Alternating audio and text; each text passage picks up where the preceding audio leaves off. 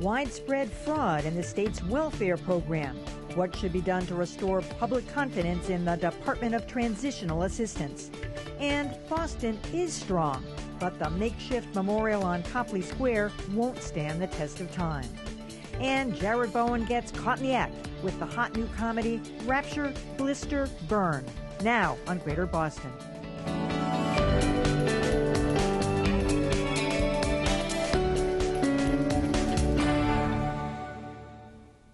Good evening. A disaster and a runaway train. That's what two lawmakers are calling the state's Department of Transitional Assistance. The renewed calls for reform come after State Auditor Suzanne Bump found significant evidence of fraud in the state's welfare system. Critics say it's just the latest report to show rampant abuse of a taxpayer-funded benefit. Lottery tickets, cigarettes, and alcohol, paid for with taxpayer money.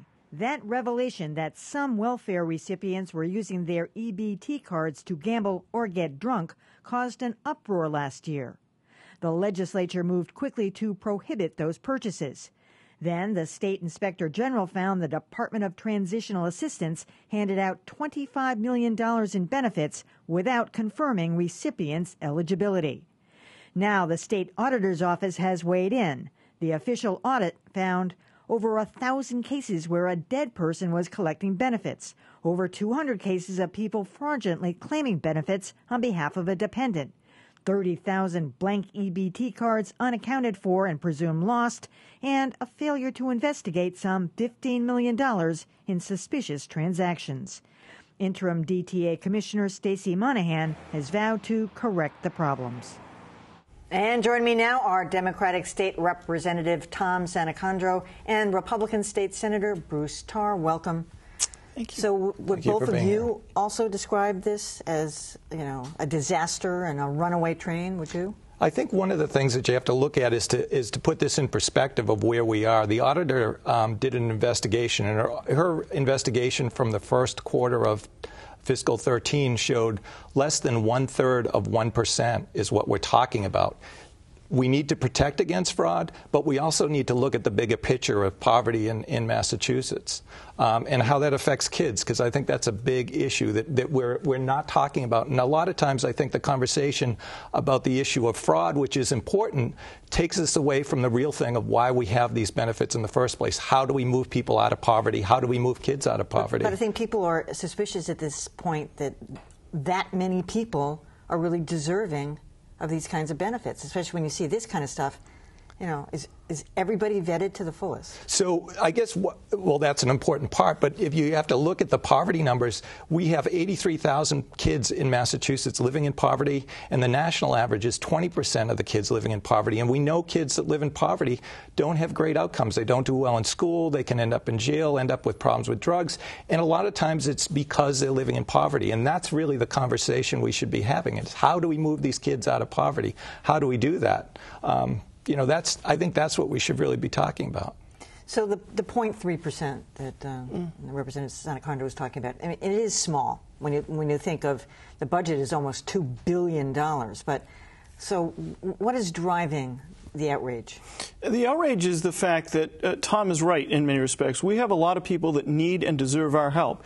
And when we're diverting dollars that could be helping those people to fraud, waste, and abuse, it's outrageous, it's morally wrong, and it's illegal. And so it's very upsetting to folks that we would be wasting taxpayer money in this way. And I agree that the percentage may sound small, but again, we're talking about a program with respect to SNAP benefits where we're talking about 874,000 people that are receiving those benefits. So it's not a program of insubstantial numbers. And I think we'd all agree, whether it be a welfare program or whether it be any other kind of program, we don't want to tolerate the waste of taxpayer money. And that's why it strikes a chord with folks. And I would suggest, Emily, that it's not just folks in one party or another or one philosophical point of view or another. Everyone wants to eliminate this kind of waste, fraud, and abuse. And that's why we're focused on it. But it does seem to be a partisan issue. I'm confused about that. Democrats are more forgiving, Republicans are tougher. Why? Why isn't everybody on the same page with this? I can't answer that from the other side, but I think we need to look at the bigger picture of what we're talking about. One of the things for me is the first time that I ever heard the word poverty mentioned at the State House was in the last budget debate we had in the House. Before that, everything was always talking about fraud. We haven't talked about poverty in this country and in this state in a long time, and I think it's time we talk about people who are living in poverty. And how do we move people out of poverty? You know, we all represent districts where there's people that live in poverty in our districts. We go door knocking, we meet these people, we see what's happening, and we see what's happening with their kids.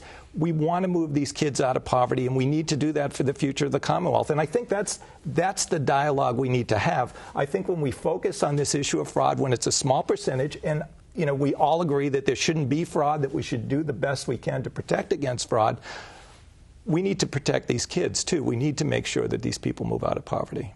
Well, I don't think there's any doubt about that, but I would say if you look at last year's budget debate, you actually did see members of both parties unanimously supporting a number of reforms to the system, and in fact, that strength and unanimity was tested when the governor vetoed some of the provisions that were in the budget. The cash loophole. Exactly. Vetoed. And the legislature actually overrode a number of those vetoes nearly unanimously, and it might have even been unanimously, but it was members of both parties, an overwhelming majority.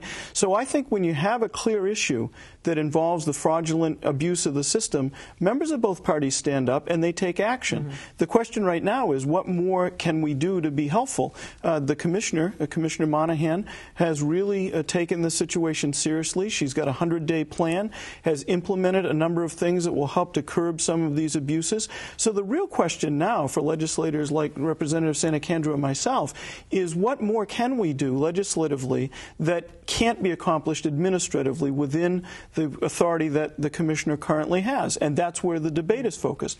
There's clearly, I don't think either, any dispute about the fact that we ought to be helping elevate people from poverty, and there may be differences of opinion about how best to do that, but again... This doesn't seem to be it. Well, the problem is, for instance, one of the things the Senate President has been trying to focus on, and she's trying to work on a broad plan to reform the system, is whether or not we're giving too many waivers that allow the system to tolerate folks staying on it longer than they should in violation of the original statutory framework that we set up, which dictated that this was a system of transitional assistance, not a system of lifestyle assistance.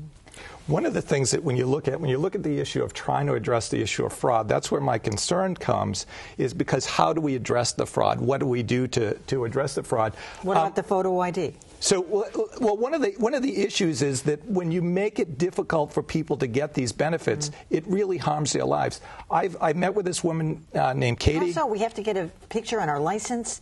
We have to. There's all kinds of nuisance things we have to do. Right. That they get in the way, but we do it. The federal government actually looked at this issue for the food stamp program because it's included on this, and they said, don't do this. It's a waste of money. They say it doesn't protect fraud, and it just costs a lot of money. But that does one of those things. It causes people to have to jump through a bunch of hoops to get these benefits. The problem is, like I was saying, with this woman I met named Katie, she has a master's degree from the Heller School at Brandeis, worked in social services. She had a problem with her husband, got this brain disease, father had Alzheimer's, and had a baby all at the same time. She couldn't negotiate the system as it was. And when I met with one of the heads implementing the Medicaid system, they cut the wait time from 40 minutes to 20 minutes wait when someone calls on the phone. That's a huge hurdle. And I'm concerned that when we start to look at this issue of fraud, that we don't make it too difficult for folks to do that. Nobody wants to punish people for being on benefits, but you do want to make sure that they are deserving of them. And if you have to make them jump through some hoops. The question is how many hoops and who do you hurt when you do that? I think there's ways to do this. We should put money into the system to make sure we have enough caseworkers, make sure there's enough people looking at it, but we shouldn't be trying to harm the folks that are trying to get it. There's a disincentive to correct this because some of this money is federal and, you know, we might as well just spend it. Well, you know, spending our own money some other way if all these people, if we crack down on them, they end up in jail. But the fact is, it's all taxpayer money, number one. Number two, a lot of it is spent by taxpayer money from the Commonwealth of Massachusetts. And three, as a general proposition, I don't think any of us wants to stand for the idea that we should allow these dollars to be abused, particularly in situations such as the ones that were highlighted in the auditor's report, where someone's using a false Social Security number or some Social Security number of someone who's dead, that's clearly someone who has an intent that's other than just helping themselves through difficult times. And we need to draw a clear distinction, because I think we all want to help the folks of the nature that Tom describes. There's no doubt about it. That's why we have these programs. We've made a public policy judgment that's been standing for years now in this state, in this country, that we want to help our neighbors when we need to and when we can. So we need to identify the fact that we want to help them. We want to help to raise them from poverty. We want to make sure they don't have to depend on this system for a long period of time. We want them to move through it. But that means even more so that when someone abuses it, there has to be a penalty. We have to identify who they are. And one of the things I think we're talking about here is not just an individual who happens to be abusing the system, but we're talking about the trafficking, for instance, of EBT cards. Again, that's a criminal enterprise. And we could do better at trying to identify when that criminal enterprise is operating and how we punish the people that are involved in it.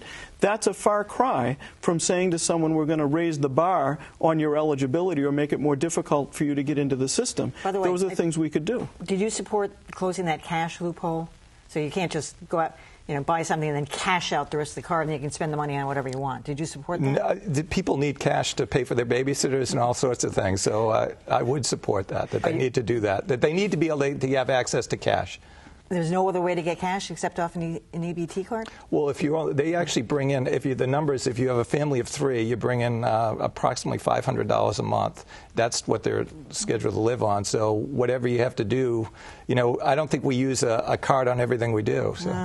I don't know. All right. Well, but here's an area where there's room for compromise, and I think we could definitely look at how cash is used. We might restrict the amount of cash that can be withdrawn at any one location.